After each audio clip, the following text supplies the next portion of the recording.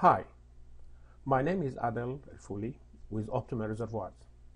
In this presentation, I'm going to show you how to identify and map small faults and conduits related to reservoir fractures using seismic data. Problems and objectives.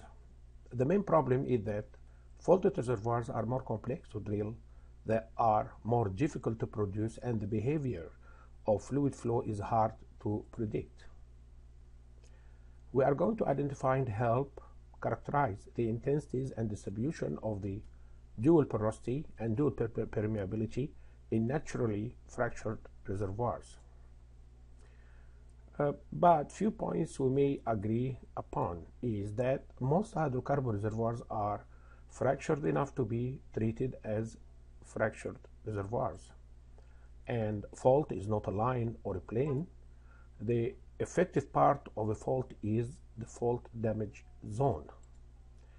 Damage zones need to be detected, not predicted and simulated, because it is unpredictable.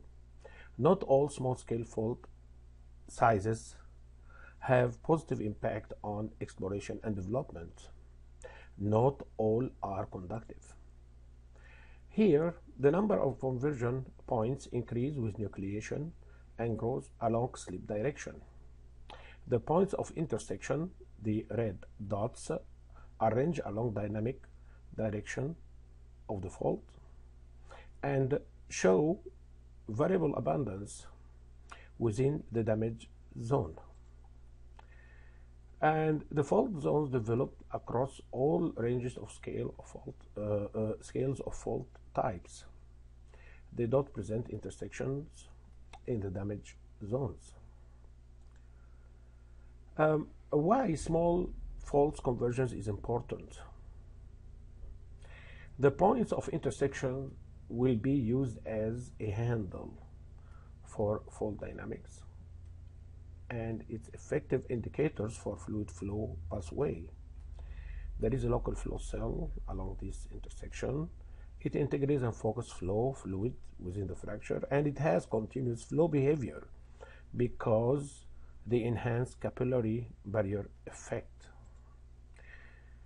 Our operator is cubic, and it will calculate gradients of seismic abrupt change in amplitude along here the 9 symmetrical planes, which with 72 detection directions. It will search for subseismic faults that angularly meet at the point in the center.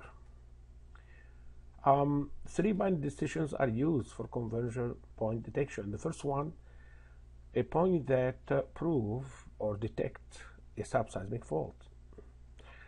The set of the points need to be linearly arranged, so the second decision will confirm that. Another one, linear arrangement needed, and will meet at the center. When 2 linear arrangements meet at a point, here we can say that we have a conversion point. If we don't have, so it's absent.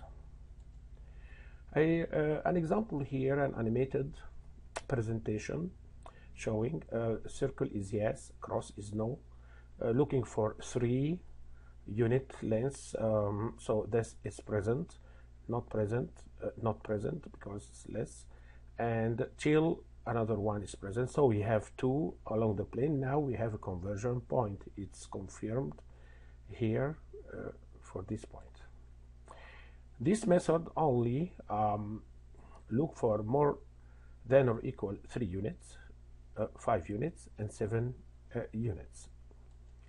The example actually is repeating what I said before. Here is the operator searching along 72 detection direction. The patterns for the patterns where 2 seismic fault angular meet at a point. As you can see here, the red is anomalous and black means nothing, absent.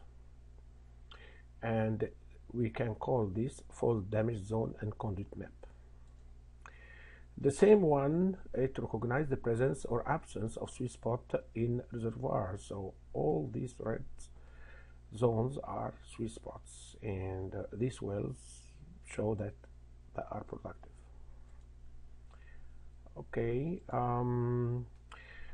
these small-scale fault intersection show how it accumulate and flow at the center of the intersection. And another one, visualization, how these connected intersection develop a conduit. So the conduit is connected intersections, and connected points of intersection build up conduits and in turn develop network and passes for fluid flow. Oh, this is just visualization for a network on accumulation for the dots, and which will facilitate and locate the path for the fluid and gas flow. We put here the intersection point with that figure, connected small faults intersection control the fluid flow, as you can see here. And if it is not connected, so the fluid flow will not be connected. Another one, just to visualize, connected points of intersection build up conduits, and in turn they will develop a network and paths for fluid and gas flow. You can trace and locate networks for secondary and permeability and porosity in the reservoir this way. This technique did not see sedimentary structure, as you can see here. Time slice in the sedimentary structure is ignored, and it's accurately, as you can see, delineate fault damage zones. And it helps identify critically and not critically stressed faults. Here at the right, short small faults dominate in the country rock, but longer faults are distributed along damage zone cores, and they are critically stressed and proven with ground truth results from cores. And again, the method helps locate the distribution of conduits related to different ranges of faults. It helps evaluate and map fracturing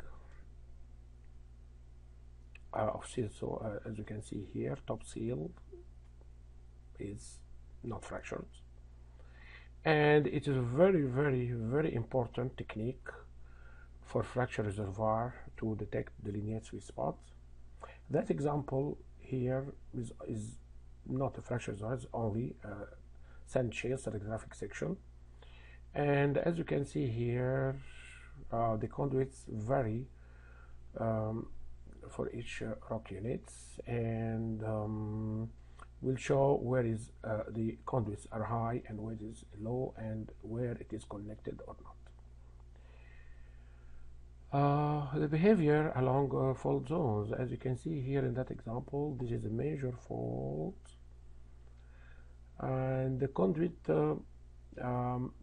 trend is providing the fault dynamic direction. Here, as you can see, it's clear, and the behavior is different. It's wide and the damage is very high and fading away along the course of the fault zone. So this need to be detected, not predicted or simulated. The displacement here are clear, and sedimentary rock that do not have a fracture is considered invisible for this method. Summing up, this method is deterministic, uses seismic data, and the accuracy depends on survey resolution. Map structurally related conduits in the mid-zone, locate continuous and discontinuous connectivity of the conduit network and fluid flow. A very supporting input for more realistic reservoir simulation, and that's for sure. Provide false dynamic directions. Allow the measurements of the damage zone dimension. Helps understand the behavior and geometry of the damage zone. Outputs are related to dual porosity and dual permeability. Evaluate top seal fracturing, the best tool to delineate sweet spots in fracture reservoir, and that is proven 10 times so far. Thank you for listening. For more information and questions, please contact me. My name is Adel Fouli, and again, thank you for your time and interest. Thank you.